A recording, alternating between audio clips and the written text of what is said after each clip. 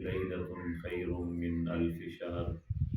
قد جعل الله صيامه فريضة وقيام ليله تطوعا، ومن تقرب فيه بخصلة كان كمن أدى فريضة فيه، ومن أدى فريضة فيه كان كمن أدى 70 فريضة فيما سواه. وهو شهر الصبر، والصبر ثوابه الجنة، وشهر المواساة، وشهر يزاد رزق المؤمن فيه. أوله رحمة، وأوسطه مغفرة، وآخره عتق من النار.